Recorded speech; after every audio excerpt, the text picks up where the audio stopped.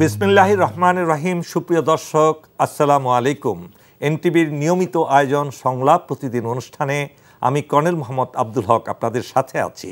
আমাদের আজকের বিষয় ডাকসুর বৈপ্লবিক উত্থান ও জাতীয় রাজনীতিতে এর প্রভাব। এ বিষয়ে আলোচনার জন্য আমাদের সাথে রয়েছেন বাংলাদেশ সুপ্রিম কোর্টের শীর্ষস্থানীয় আইনজীবী, অত্যন্ত স্বনামধন্য আইনজীবী শিশির মনির এবং এনটিভির স্টাফ করেসপন্ডেন্ট নূর হোসেন। স্বাগত আপনাদের দুজনকে বাংলাদেশ প্রতিদিন সংলাপ প্রতিদিন অনুষ্ঠানে।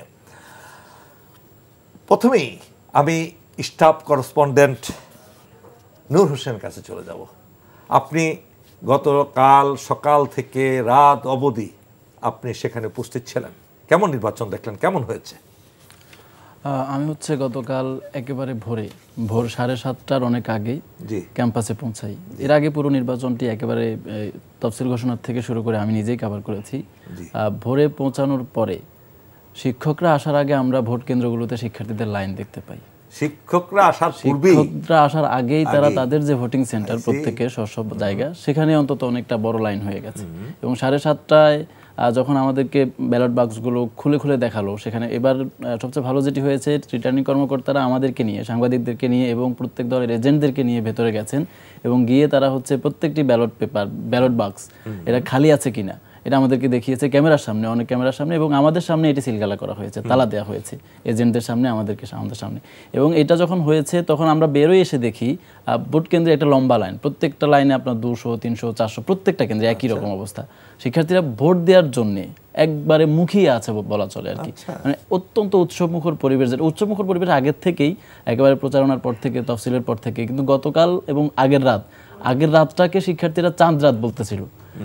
এবার ডাকসু নির্বাচনের দিনটাকে বলতেছিল ঈদুল ডাকসু। মেয়েদের হলে আমরা চাঁদ রাতে যেরকম দেখি ঈদ মুবারক লেখা মেহেদি লাগায়, এবার আমাদের এই ডাকসুতে নির্বাচনের আগের দিন রাত্রে মেয়েরা তাদের হাতের মধ্যে ডাকসু মুবারক লিখে সবাইকে শুভেচ্ছা জানাচ্ছে। এইরকম যে উৎসবের পরিবেশ আর কি। এবং সকাল থেকে আমরা কি লক্ষ্য করি, সকালে ভোট গ্রহণ শুরুর পর থেকে শিক্ষার্থীদের নানা আশঙ্কা ছিল, নানা ধরনের ঝামেলা হবে, অপ্রীতিকর পরিস্থিতির সৃষ্টি হইতে পারে, এই ধরনের আশঙ্কা ছিল।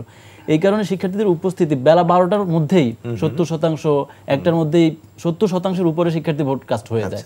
এবং প্রত্যেকটি সেন্টারে একই অবস্থা ছিল। আমি নিজে আপনার অনেকগুলো ঘুরেছি এবং আমরা যেহেতু আমাদের অ্যাক্সেস ছিল একেবারে টেবিল পর্যন্ত, আমরা গিয়ে জিজ্ঞেস করছি যে স্যার আপনার কতটা কাস্ট হয়েছে, কতটা ভোট। এবং আমরা পার্সেন্টেজটা বুঝতে পারতেছিলাম যে 1 ঘন্টায় 15% করে হয়ে যাচ্ছে, এবং এটা আমরা 4 ঘন্টার মধ্যে 60% ক্রস করতে দেখি। এবং একটার আগেই অধিকাংশ শিক্ষার্থী ভোট দিয়ে দেয় এবং পরে 2-1 আস্তে আস্তে এসে ভোট দেয়। এই যে উৎসব, মানে শিক্ষা এবং ভোটারদের যেটি আমরা ওদের সঙ্গে যখন কথা বলি, তারা বলতেছিল যে কি এটা আমাদের প্রথম ভোট, জীবনে প্রথম ভোট আমরা দিচ্ছি এটার মধ্য দিয়ে। এজন্য যে কি সবাই মানে অত্যন্ত আকাঙ্ক্ষা নিয়ে, মানে বলার ভাষা নাই আর কি, এই ধরনের একটা অবস্থা তাদের মধ্যে ছিল। তারা সবার আগে এসে তাদের যে ভোট সেটা দিয়ে দিল, এবং ভোট যে বাংলাদেশে একটা উৎসব সেটা কালকে ডাকসুতে প্রমাণিত হলো। এক্সিলেন্ট। আমরা আবার আপনার কাছে আসবো, আর কিছু তথ্য আপনার কাছ থেকে জানবো। এ পর্যায়ে শুধু দর্শক মণ্ডলী, আমরা জানি, আমরা চিনি বাংলাদেশের আইনজীবী মহলে সবচেয়ে স্বনামধন্য, যিনি অত্যন্ত আমি বলবো নীতির ব্যাপারে যিনি অটল, অচল, অবিচল, নিরপেক্ষভাবে বিচার বিভাগকে তিনি সমুন্নত রেখেছেন আইনজীবী হিসেবে, সেই শিশির মনির কাছে আজকে আসছি। আপনি তো ঢাকা ভার্সিটিতে দীর্ঘদিন অধ্যয়ন করেছেন, শিক্ষার্থী, এবং আপনি রাজনীতির সাথেও সেখানে প্রত্যক্ষভাবে জড়িত ছিলেন এক সময়। আপনার সময় হয়তো ডাকসু ইলেকশন হয়েছে কিনা আমরা জানি না, বাট এই ইয়াং জেনারেশনের কাছ থেকে শুনলেন তারা কতটুকু আশা আকাঙ্ক্ষা নিয়ে বসেছিল, এবং তাদেরই অর্জন, এই নির্বাচনটা হয়েছে তাদের জন্য, এই স্টুডেন্টের জন্য। আপনি যে এই অভাবনীয় একটা বৈপ্লবিক পরিবর্তন দেখলেন, এটা কি আসলেও অভাবনীয় না প্রত্যাশিত ছিল? কি মনে হয় আপনার ইলেকশনের রেজাল্ট? আমার তো মনে হয় যে নতুন প্রজন্মের মানুষদেরকে আমরা চিনি না। আচ্ছা, কোথাও বয়সের গ্যাপের কারণে চিনি না, কোথাও আইডিয়ার গ্যাপের কারণে চিনি না। আচ্ছা, বয়স বেশি হলেই যে নতুন হবে না ব্যাপারটা তা নয়। বয়স বেশি হলেও নতুন হওয়া যায়, গ্রিন হওয়া যায়, এভার গ্রিন হওয়া যায়। The way they think, the way they understand the situation, আর আমরা যেভাবে দূর থেকে এটাকে হ্যান্ডেল করতে চাই, এটার মধ্যে একটা গ্যাপ হয়। এই গ্যাপটা বুঝতে না পারার কারণে রিয়াকশন হয়। যেমন আমরা এখনো মনে করি যে লেজুর বৃত্তির রাজনীতি হবে। বিশ্ববিদ্যালয় কিন্তু এগুলো পছন্দ করে না কেউ। আপনি যদি এখন একটা জরিপ চালান যে লেজুর বৃত্তির রাজনীতি পছন্দ করেন এরকম ছাত্র সংখ্যা কত আছে, আপনি দেখবেন 95% ভোট পাবেন চাই না। আচ্ছা, যদিও এখনো প্যানেলে বা আলাদা আলাদা করে দিয়েছে, এটা চায় না কেউ। যেমন আরেকটা জিনিস, বিশ্ববিদ্যালয়ের ছাত্ররা বসগিরি পছন্দ করে না। আপনি আসবেন, আপনি ছাত্র না, আপনি হলে আসবেন, 3-4টে মোবাইল নিয়ে আসবেন, এসে এখানে বলবেন, অমুককে ডাকবেন, তমুককে নাস্তা খাওয়াবেন, আপনার স্কুল নাই, আপনার লেখাপড়া নাই, আপনার ক্লাস নাই, আপনার পরীক্ষা নাই। দে ডোন্ট লাইক ইট, এবং এটাকে তারা কোনোভাবে অ্যাকসেপ্ট করে না। এই ব্যাড কালচারগুলো কিন্তু তারা দেখেছে, যে ট্রমাটিক, 17 বছর দেখে ট্রমাটিক হয়েছে। আমরাও বিশ্ববিদ্যালয়ে পড়া অবস্থায় দেখেছিলাম এরকম। আগের আমলে, তারও আগের আমলে, আমি আজ থেকে 30-35 বছর আগের কথা বলছি, আমরা কিন্তু মোটেও পছন্দ করতাম না। একটু ভয় পেতাম, একটু বলতাম না, চুপচাপ থাকতাম। ঠিক আছে, কিছুক্ষণ বলে চলে যাক, পরে দেখা যাবে কি হয়, সবসময় তো থাকতে পারবে না, চলে যেতে হাফ ছেড়ে বাসতাম, ঝামেলাটা গেল। এই যে এক ফোবিয়া তৈরি হয়েছে বিশ্ববিদ্যালয়ের ছাত্রদের মধ্যে, এটা তারা জুলাই রেভলিউশনে এটার আনসার দিয়েছে। এখন তাদের সাইকিতে আরেকটা আছে যে এরকম আরেকটা কিছু তৈরি হচ্ছে নাকি, এরকম আরেকটা কিছু আসে নাকি। যিনি বক্তব্য দিচ্ছেন অপরাজয় বাংলার পাদদেশে, তিনি তো বিশ্ববিদ্যালয়ের 4th ইয়ারের ছাত্রও না, 5th ইয়ারের ছাত্রও না, মাস্টার্সের ছাত্রও না, উনি তো এমফিলের ছাত্রও না। আচ্ছা, তাহলে প্রশ্ন আমি দেখেছি, আমার খুব ক্লোজ দুজন রিলেটিভ পড়ে, তাদের প্রথম প্রশ্ন, উনি কেন এখানে বক্তব্য দিচ্ছেন? He is no longer university student. দেখেন তাদের ডিস্টিংশনটা কত সূক্ষ্ম। আমরা দেখতেছি পলিটিক্যাল পার্টি কার কত আইডিওলজি আছে, সারা দেশে কার কত সাপোর্ট আছে, তার কাছে এগুলো বিবেচ্য বিষয় না।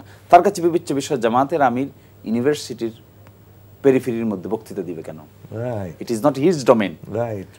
তার কাছে প্রশ্ন, ঠিক আছে সাদেক কায়েম, সে রেগুলার ছাত্র, সে আসতে পারে, সে বলতে পারে, সে চলতে পারে, লাইব্রেরিতে যেতে পারে, ক্লাসে যেতে পারে, কিন্তু ওয়াই এ নন স্টুডেন্ট সে কেন আসবে এখানে? তার কথা কেন আমাকে শুনতে হবে? এই যে একটা ইগো, এই যে একটা পার্সোনালিটি ক্ল্যাশ, এই পার্সোনালিটি ক্ল্যাশটা আমরা বুঝতে পারি না দেখে মিসরিডিং হয়। আমরা মনে করছি কি রে, সারা দেশে এত সাপোর্ট, এত কিছু, এখানে কেন এরকম হয়ে গেল, এখানে এরকম হয়ে যায়। আপনি ডট দেখাবেন, ভয় দেখাবেন, আকার ইঙ্গিতে বোঝাবেন, দেখে ছাড়বো, এখন না হলেও তখন দেখবো, ওইভাবে দেখবো, এইভাবে করব, এগুলো কিন্তু তাদের কাছে মোটেও কোনো সাবজেক্ট ম্যাটার না। এখন এই যে একটা পরিবর্তন তাদের মন মানসিকতায়, সাইকোলজিক্যালি, মানসিকভাবে যে তারা এত দূর এগিয়ে গেছে, এটা কিসের প্রভাব? এটা কি তাদের পারিবারিকভাবে তারা এরকম হয়েছে, নাকি বর্তমানে বিগত 16-17 বছরে বাংলাদেশের যে রাজনৈতিক একটা বিশাল উত্থান পতন হয়েছে, তাদের অস্থিরতা মধ্যে ছিলেন তারা, এই পরিবর্তনটা আপনি কিসের জন্য মনে করেন? আমি মনে করি এই পরিবর্তনটার সঙ্গে সময়ের একটা সম্পর্ক আছে, ওয়ার্ল্ড কনটেক্সটের একটা সম্পর্ক আছে, ইন্টারনেটের একটা বিরাট সম্পর্ক আছে, এবং তারা কম্পেয়ার করে, সাথে সাথে কন্ট্রাস্ট করে।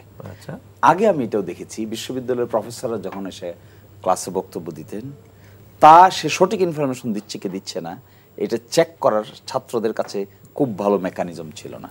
আচ্ছা, এখন একটা বিশ্ববিদ্যালয়ের প্রফেসর এসে বক্তব্য দেন, এটা ছেলেরা রেকর্ড করে, রাতে গিয়ে চেক করে, সকালবেলা এসে চ্যালেঞ্জ করে, what you have stated is at all not correct. Your statement or research has been encountered by another credible research. So you have to answer it. আমি এরকম প্রফেসরও দেখেছি যিনি অত্যন্ত বিনয়ের সাথে আনসার দেয়, I did give you wrong information, I am sorry. That means teaching profession also has become very challenging.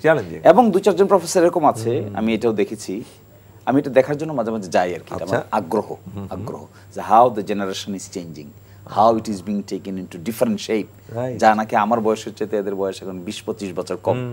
তাহলে I have to understand them, how they think, how they মানে আন্ডারস্ট্যান্ড দ্য সিচুয়েশন। আমরা যেভাবে understand করে এভাবে করে না। আমরা দেখছি কি হয়েছে, অমুক দল ক্ষমতায়, তমুক দল ক্ষমতায় না, ওর মাথায় কিন্তু এটা নাই।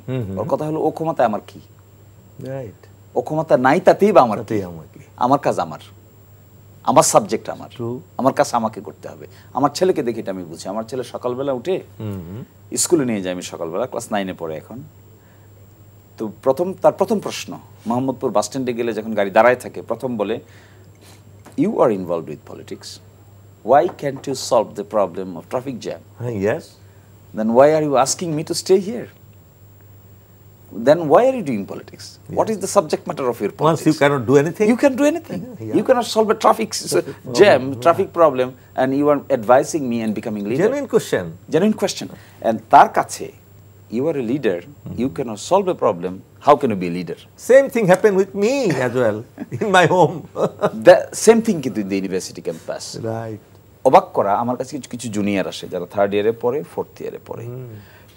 আমি মাঝে মাঝে টেস্ট করার জন্য কথা বলি, কিন্তু the way they answer, they respond, আমার জুনিয়র ছাত্রদের মধ্যে এবার 2 না 3 জন ডাকসুতেও ইলেক্টেড হলো। আচ্ছা। তো তাদের চিন্তা ভাবনাটা ডিফারেন্ট স্টাইল। যেমন ধরুন ফর এক্সাম্পল, ওরা বলে কে কার চেয়ে বেশি ক্রিয়েটিভ এটা দেখতে চায়। ওরা এটা দেখতে চায় না যে কে কার চেয়ে বেশি মিথ্যা বকাবকি করতে পারে। আচ্ছা। এবং অ্যালার্জি কিন্তু আমি দেখলাম বিশ্ববিদ্যালয়ের ছাত্র ছাত্রীদের মধ্যে নির্বিশেষে অ্যালার্জি। কেউ যদি কাউকে বকা দেয়, বাজে শব্দ বলে, ব্লেম করে, এটা তারা নিতে পারে না। আচ্ছা। তার কথা হলো, do you have any independent thinking? You should express your independent thinking. You should come up with your independent programme. Why are you blaming others? Why are you unnecessarily poking others? আমার তো কিছু নাই, তুমি তো আমাকে এমন কিছু দিচ্ছ না which is an alternative. If you can't give me something alternative, why are you blaming Noor? I see. Blaming Noor will not give you an independent program. Right. আমি যদি আপনাকে ব্লেম করি তাহলে আমার তো কোনো ইন্ডিপেন্ডেন্ট প্রোগ্রাম আসতেছে না। তাহলে তারা বলে, তাহলে কি তোমার থিঙ্কিং ক্যাপাসিটি নাই? Are you paralysed? Are you mentally upset? Can't you come up with new innovative ideas and thoughts? If you can't come with innovative ideas and thoughts, then that would be nothing but the repetition of earlier regime. I see. This is a fear. Yeah. Completely আপনি এখানে understand করে দেখবেন, এটা এক ধরনের fear, phobia. কিন্তু আচ্ছা। তার মাথায় হলো, তাহলে আবার কি সে গণরুম, আবার কি সে গেস্ট রুম, আবার কি আমি জোর করে মিছিল, আবার কি আমার মিছিলের ছবি তুলে নিয়ে বলবে যে আমি অমুক দল হয়ে গেছি, তমুক দল হই নাই। এটা কিন্তু তারা নিতে পারে না। আমার ধারণা এই জায়গাটা অনেকেই বুঝতে ভুল করে দেখে তাদের রিয়াকশনটাকে অনেকেই রিড করতে পারে। এবং খুব কাছে থেকে এবারকার আমি দেখলাম যে ছাত্র শিবিরের ছেলেরা বেশ কিছু ইনোভেটিভ ক্রিয়েটিভ কাজ করেছে। 3rd অ্যাঙ্গেলিক ভিউ থেকে দেখবেন একটা এক্সিবিশনের আয়োজন করেছিল তারা জাতীয় জাদুঘরে, আমার ধারণা জুলাই রেভলিউশনের উপরে। That was exceptional.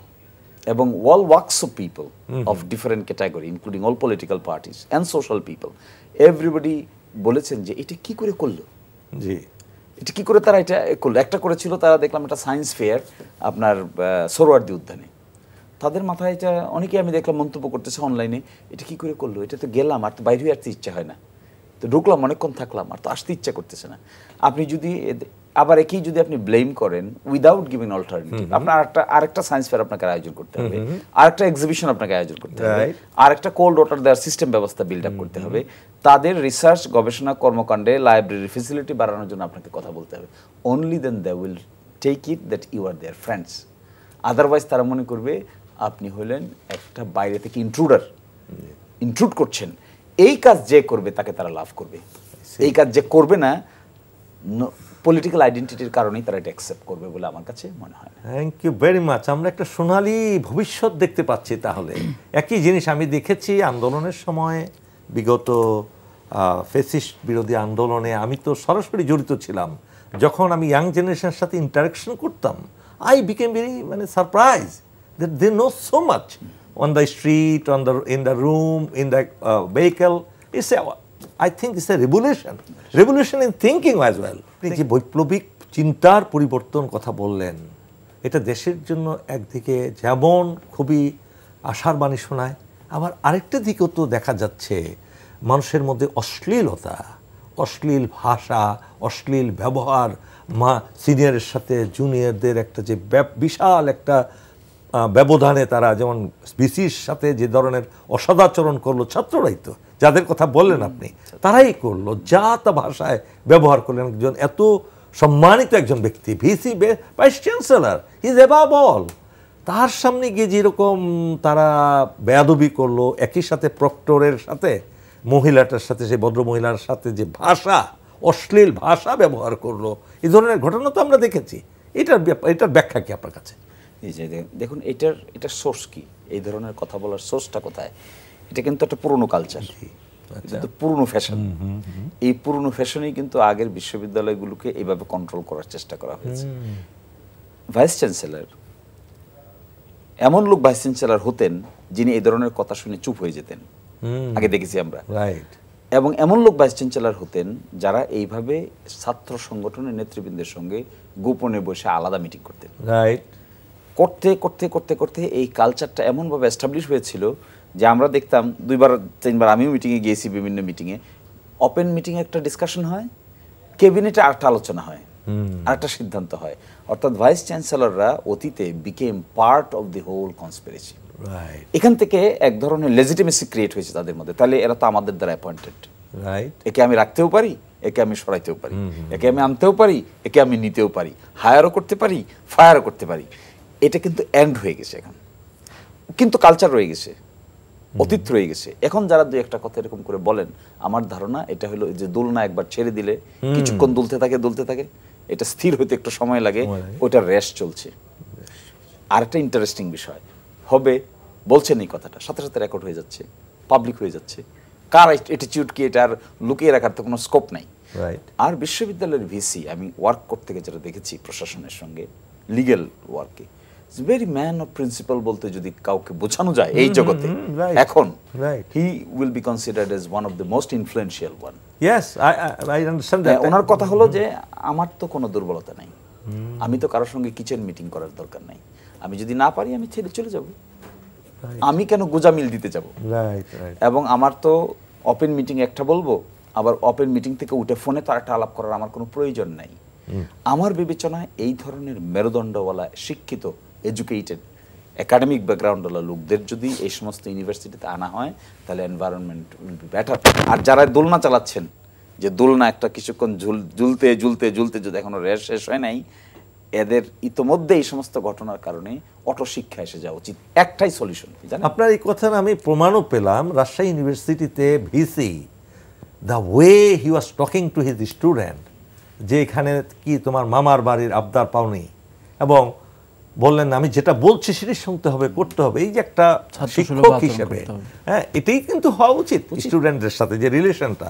তার মানে কি, এটা আমাদের স্টুডেন্টদের মধ্যে যেমন একটা বৈপ্লবিক পরিবর্তন এসছে, যারা সিনিয়র আছেন, ভালো মূল্যবোধের টিচার আছেন, মূল্যবোধ সম্পন্ন, পলিটিক্যালি মোটিভেটেড না, ডিমোটিভেটেড না, তাদের মধ্যেও কিন্তু এই মূল্যবোধের পরিবর্তন এসছে। এটা আমাদের বাংলাদেশের জন্য একটা বিশাল গুড সাইন। এই মধ্যে আমি ছোট্ট ছেলে জেনজি, যাদের এই অবদান বাংলাদেশের এই পরিবর্তনের মধ্যে, নূর, তোমার কাছ থেকে জিজ্ঞেস জানতে চাচ্ছি, আরও কোনো কি ইম্পর্টেন্ট অভিজ্ঞতা তোমার শেয়ার করার মতো আছে দর্শক শ্রোতাদের সাথে? শেষে অনেক কথা বলেছেন, অনেক ভাইয়ের সঙ্গে কথা বলাটা, অনেক ভাইয়ের কথা শোনাটা অনেক। একটা বিষয় মিস করেছেন, হচ্ছে ছাত্র শিবির সম্পর্কে অনেকগুলো নেগেটিভ প্রচারণা ছিল।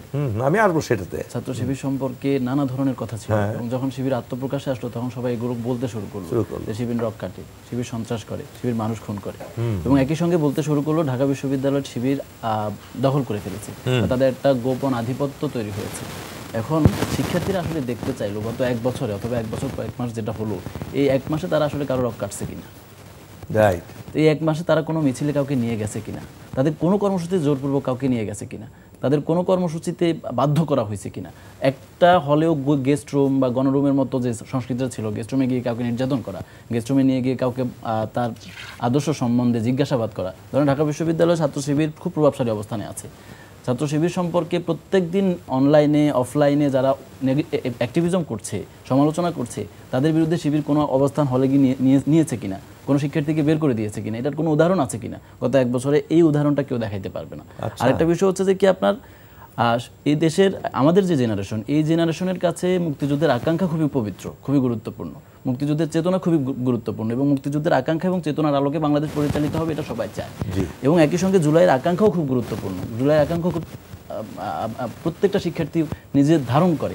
এখন কত হচ্ছে, এই জুলাইয়ের আকাঙ্ক্ষা, মুক্তিযুদ্ধের আকাঙ্ক্ষাকে বিক্রি করতে পারবে কিনা কেউ, এই শিক্ষার্থীরা এখানে একটা রায় দিয়ে দিচ্ছে যে তোমরা জুলাইয়ের আকাঙ্ক্ষা বলো, মুক্তিযুদ্ধের আকাঙ্ক্ষা বলো, এটা বিক্রি করতে পারবো না। এটা দুইটা একই, মানে নতুন যে রাজনৈতিক ছাত্র সংগঠনটি ছিল তাদের যে ফলাফল, সেটি যদি আমরা একটু খেয়াল করি, আর সেখানে আপনার স্পষ্ট দেখে যাচ্ছে হচ্ছে সেটা হচ্ছে যে জুলাইয়ের আকাঙ্ক্ষার কথা মুখে বললেই হবে না, আপনাকে সেটা বাস্তবায়ন করে দেখাইতে হবে, কাজ করে দেখাইতে হবে যে আপনি শিক্ষার্থীদের জন্য, শিক্ষার্থীদের কল্যাণে কি কি কাজ করছেন। না সারাক্ষণ শুধু বলছেন যে আমি জুলাইয়ের পক্ষের শক্তি, আমি জুলাইয়ের মূল স্টেক হোল্ডার, আমি জুলাইকে ধারণ করি, আমি জুলাইকে, এটা শিক্ষার্থীরা কাজের প্রমাণ চায়। আপনি সেই প্রমাণ দিতে পারছেন কিনা, আপনি ব্যর্থ হয়েছেন কিনা, এটার প্রভাব গতকালকের যে ভোট বা রেজাল্ট সেখানে ছিল। এই শিক্ষার্থীরা যে একইভাবে হচ্ছে আপনার আকাঙ্ক্ষাকে ধারণ করে, চেতনাকে ধারণ করে, আবার এই চেতনা বা আকাঙ্ক্ষাকে কেউ উইপনাইজ করে অন্য কোনো তার প্রতিপক্ষকে মোকাবেলা করবে বা প্রতিপক্ষকে দমন করবে, এটা আবার শিক্ষার্থীরা পছন্দ করে না। আপনি তাকে তার থেকে বেটার কাজ দিয়া, ধরেন ছাত্র শিবির যে কর্মসূচি করেছে, এই ছাত্র শিবিরকে মোকাবেলার জন্য আপনাকে আবশ্যিকভাবে তার থেকে সুন্দর কর্মসূচি দিতে হবে, তার থেকে সুন্দর প্রোগ্রাম নামাইতে হবে। এর বাইরে আপনি অন্য কোনো কিছুকে অস্ত্র বা ঢাল হিসেবে ব্যবহার করে মোকাবেলা করতে পারবেন না। এটার রায় গতকাল ঢাকা বিশ্ববিদ্যালয়ের শিক্ষার্থীরা। আরেকটি জিনিস তোমার কাছে জানতে চাচ্ছি, এত অপপ্রচার, এত বেশি প্রোপাগান্ডা শিবিরের বিরুদ্ধে হয়েছে, তাছাড়া বিগত 17 বছর যাদের অস্তিত্বই ছিল না, অস্তিত্বহীন অবস্থায়, অফিস নাই, বসার জায়গা নাই, নামাজ পড়তে পারে না, ইত্যাদি ইত্যাদি, যে আবরার রুলের উপরে যে হত্যাকাণ্ডটা ঘটলো বিভিন্ন জায়গায় হয়েছে, এর পরেও এই শিবির যে ব্যাপকভাবে একটা বৈপ্লবিক, আমি বলবো যে বিজয় একটা বিশাল ব্যবধানে, এই না যে 100-200 ভোটের ব্যবধানে, প্রায় হাজার হাজার ভোটের ব্যবধানে জিতে গেল, এটার জন্য কি কি কারণ? 1, 2, 3 করে গত 16-17 বছরে যে শিবিরের উপরে নির্যাতন, এটা শিবিরের প্রতি শিক্ষার্থীদের একটা বিশাল অংশে একটা সফট কর্নার তৈরি করে দিছে। আচ্ছা, যে এরা কেন নির্যাতিত হচ্ছে, শিক্ষার্থীরা মনে করছে যে এদেরকে নির্যাতন করবার কারণ আছে, যে শিক্ষার্থী বান্ধব কর্মসূচি নেবে অথবা এরা ক্যাম্পাসে আধিপত্য তৈরি করতে পারবে, প্রভাবশালী হয়ে যাবে, এগিয়ে যাবে, এদের ঠেকানোর জন্যই নির্যাতন করা হচ্ছে। এবং এটার একই সঙ্গে এখানে বাংলাদেশের রাজনীতি নানা ধরনের ফ্যাক্টর কাজ করেছে। সবচেয়ে বেশি যেটি কাজ করেছে সেটি হচ্ছে শিক্ষার্থীদের সঙ্গে সরাসরি যারা ডিল করেছে আর কি। শিক্ষার্থীদেরকে সরাসরি কি দিয়েছেন আপনি, গত 1 বছরে এটা প্রমাণ হয়ে গেছে যে অন্য কেউ ভালো কিছু দিতে পারেনি। শিক্ষার্থীরা এটাই বাছাই করেছে যে আপনি প্রমাণ দিয়ে দিয়েছেন কাজে, এটা বিভিন্ন ধরনের কাজের মধ্য দিয়ে আপনি প্রমাণ করছেন যে শিক্ষার্থীরা আপনার থেকে কি পাচ্ছে। তারপরে তাদের সুশৃঙ্খল জীবন, ডিসিপ্লিন, মেয়েদের প্রতি সম্মান প্রদর্শন এইগুলো অ্যাট্রাক্ট করেছে সবাইকে। ধন্যবাদ তোমাকে অ্যাডভোকেট শিশির মনির। আপনি একটা দীর্ঘ সময়ে এই ঢাকা বিশ্ববিদ্যালয়ের সাথে ওতপ্রোতভাবে জড়িত। আপনি যে পরিবর্তন ছাত্রছাত্রীদের মধ্যে আসলো, এটা কি সারা বাংলাদেশে কি একই রকম হয়েছে আপনার মনে হয়? অন্য দেশের অন্যান্য প্রান্তে, অন্যান্য বিশ্ববিদ্যালয়গুলোতে কি মনে হয় আপনার? হয়েছে। এখানে যদি আপনি ইলেকশনগুলোকে ফ্রি ফেয়ার ক্রেডিবল ইলেকশন করতে দেওয়া হয়, কম্পিটিটিভ ইলেকশন হয়, সেখানে আমরা রিফ্লেকশন দেখতে পাবো। এটা পক্ষেই যাক আর বিপক্ষেই যায়। বিচার্য বিষয়টা হলো যে আপনি বলবেন স্টুডেন্ট পলিটিক্স করেন, কিন্তু আপনি ভালো ছাত্র না, এটাকে এখন আর অ্যাকসেপ্ট করতে চায় না। বৈপরীত্যটাকে এভাবে অ্যাকসেপ্ট করতে চায় না, কারণ বৈপরীত্যটা এত সহজভাবে, এত ক্লিয়ারলি আইডেন্টিফাই করা সম্ভব এবং ডিস্টিংগুইশ করা সম্ভব। আপনি বললেন, মুখে মাইক আছে আপনার, পাইলেন একটা সমাবেশ, বক্তৃতা এটা দিলেন, একটু পরেই কিছুক্ষণের মধ্যে এটা কিন্তু 10টা চেক হবে, 20টা চেক হবে। ফ্যাক্ট চেকার হয়েছে এখন, একটা মিথ্যা তথ্য দেওয়ার সাথে সাথে ট্রল বের হয়। বলেছেন এটা, উনি বলেছেন, এই বলার সমর্থনে উনি কিন্তু আর কোনো দলিল তথ্যপত্র দিতে পারছেন না। ফলে এখন খুবই চ্যালেঞ্জিং। কিন্তু আমি শিক্ষার্থী হন, শিক্ষকই হন, everybody is under challenge, serious challenge. আরেকটা যেমন দেখুন, জুলুম যদি আপনি করেন, বাংলাদেশের মানুষ বাই নেচার জালিমকে পছন্দ করে না। জালিম ইন অল সেন্সেস। জালিম যদি একটা টাকা মারিও, এই আপনি জালিমের জায়গায় যান, আমাকে চাকরি না দিয়েও যদি জালিমের জায়গায় যান, আমার সঙ্গে ডিসক্রিমিনেট করেও যদি জালিমের জায়গায় যান, আমাকে হল থেকে বের করে দেওয়াও যদি জালিমের জায়গায় যান, আমি মজলুম হতে পারি, চুপ থাকবো কিছুক্ষণ, কিন্তু সিম্পেথি ইন ফেভার অফ মজলুম, নট ইন ফেভার অফ জালিম। এই জন্য প্রায় আমি বলতাম যে কোনো জালিমকে কখনো মজলুমের কাতারে নিও না, জালিমকে জালিমের জায়গায় থাকতে দাও, তার আনসার মজলুমরা সময় মতো দিবে। ফলে ওই যে একটা হাই হ্যান্ডেডনেস, নিয়ন্ত্রণ, কন্ট্রোল, সব আমার কাছেই থাকতে হবে, এই কনসেপ্টটা থেকে সরে আসতে হবে সবাইকে। ফ্রি ফেয়ার জায়গায় যেতে হবে, কম্পিটিটিভের জায়গায় যেতে হবে। আমার কাছ থেকে ভালো যদি কেউ করে, I must give appreciate, credit দিতে হবে। অ্যাপ্রিসিয়েশনের মাধ্যমেও আমি একটা ক্রেডিট নিতে পারি, আমি না করলেও। আমি করতে পারি না, নূর করেছে, I am appreciating Noor not in public place, এই কথা বলে যে Noor has delivered a tremendous report. That will ultimately give me some sort of benefit, even if the main creditor is Noor. তাহলে আমি যদি এটাও করতে না পারি, তখন থার্ড যে একটা ছাত্র, সে যে যখন বিবেচনা করছে, সে দেখছে আমার তো এত কৃপণতা, একটা ভালো কাজকে অ্যাপ্রিসিয়েট করার মতো আমার সাহস নাই, তাহলে আমি কি আসলে? তখন তার মধ্যে কনফিউশন বিল্ড আপ হয়। সবই যে করে ফেলতে হবে তা না, সব যে সামর্থ্য ধরবে এমনটিও না, কিন্তু যার সামর্থ্য ধরে তাকে অ্যাপ্রিসিয়েট করার ক্যাপাসিটি তো থাকতে হবে। এবং যখনই আমি দেখলাম, দেখেন ফেসবুকে নানান কথা হয়, বুলিং হয়, অ্যাটাক হয়, কাউন্টার অ্যাটাক হয়। আগে আমরা দেখতাম এর সমর্থনে বাস্তবে অ্যাটাক হয়, হয়েছে ফেসবুকে, পরের দিন রিমান্ডে। কোথায়? রাত 11টার সময় ঢাকা বিশ্ববিদ্যালয়ের এফ রহমান হলের গেস্ট রুমে একজনকে রিমান্ডে নেওয়া হয়েছে। কেন লিখলি তুই এটা? কেন শেয়ার করলি? কমেন্ট করলি কেন? তোর ভিতরে কি? তোর বাবায় কি করে? তোর বাবার বাবায় কি করে? তোর নানায় কি করে? এসব খুঁজে বের করে তারা স্টোরি বের করতে খুঁজে। আপনি ক্ষমতা আছে, বের করেছেন, করতে পেরেছেন, ইন্টারোগেশন করতে পেরেছেন, কিন্তু আপনি মনকে তো আর ইন্টারোগেট করতে পারবেন না। You cannot control my mind and intellect. আমি তো ঢাকা ইউনিভার্সিটিতে আসছি, পড়তে আসছি, তো এটা ফার্স্ট আমার এক্সপিরিয়েন্স তো আপনি খারাপ করে দিচ্ছেন। আমি তো ট্রমাটাইজড। একটা ফার্স্ট ইয়ারের ছাত্র যখন ট্রমাটাইজড হয়, পরবর্তীতে কি করে তার ট্রমাকে আপনি রিকভার করবেন? It's very difficult part. ফলে আমি মনে করি ডাকসুতে এখন যারা আসছে তাদের জন্য অনেক চ্যালেঞ্জ হতে পারে, অনেক চ্যালেঞ্জিং, যদি তারা এই ইনক্লুসিভ আন্ডারস্ট্যান্ডিংটাকে ঠিক দেখেন। শিবির সমর্থিত প্যানেল ঠিকই, কিন্তু নারীদেরকে নিতে বাধ্য হয়েছে, নিয়েছে, উপজাতি নিতে বাধ্য হয়েছে। কেন? তারা দেখিয়েছে যে they are going to do something inclusive. এই যে একটা ইনক্লুসিভিটি, তাদেরকে লিবারেল হইতে হয়েছে, তাদের অতীতের আন্ডারস্ট্যান্ডিং থেকে একটু দূরে সরতে হয়েছে। এবং কেন সরতে হয়েছে? তারা পিপল পালস টেস্ট করেছে, নিশ্চয়ই তারা নারীদের পালস টেস্ট করেছে, এবং যে নারীদেরকে তারা নিয়েছে তারা বিপুল ভোটে বিজয়ী হয়েছে। একজন হয়েছে তো হাইয়েস্ট ভোট মুক্তিযুদ্ধের ইয়ে থেকে। তাহলে তারাও আবার কমফোর্ট ফিল করছে শিবিরের প্যানেলে এসে, দে আর ফিলিং কমফোর্ট। আজকে আমি ইন্টারভিউ দেখলাম যে আজকে কেন সারা জীবন শিবিরের সাথে কাজ করতেও আমাদের ইপটেজিং নাই, তাদের প্রতি কোনো ওইভাবে চোখে চোখ রেখেও কথা বলে না। এইটা একটা বিষয়। আর উপজাতি যাকে নিয়েছেন তার একটা ইন্টারভিউ দেখলাম আমি, কেন তুমি এখানে আসলা, এত কিছু মারিয়ে তুমি এখানে আসলা কেন? সে বলছে আমার কাছে মনে হয়েছে এদের সাথে থাকলে আমি সবচাইতে অনেস্টি, ইন্টিগ্রিটির সহিত আমি আমার রেসপন্সিবিলিটি পালন করতে পারবো। এটা তার স্টেটমেন্ট দিয়েছে সে। তাহলে মূল বিবেচ্য বিষয় তো ট্যাগিং থাকছে না, মূল বিবেচ্য বিষয় হয়ে যাচ্ছে কন্টেন্ট। আপনার যদি কন্টেন্ট না থাকে, কাউকে যদি বকা দেন, একটা ব্লেম দেন, ওই ব্লেমটা কিন্তু কাউন্টার ব্লেম হবে। এটা তার একটা এক্সাম্পল। আমার ধারণা যারাই ছাত্র সংগঠন এখানে আছে তাদেরকে এই ব্লেম কাউন্টার ব্লেম খেলার চাইতে independent thinking, creative idea build up করতে হবে। তাহলে তারা দুটো ছোট প্রশ্ন করে আজকের অনুষ্ঠান শেষ করবো আপনার কাছে। এই শিবির বিজয় যে বিশাল একটা বিজয়, আমি বলবো বাংলাদেশের ইতিহাসে এ ধরনের বিজয় কোনো সংগঠন করতে পারেনি।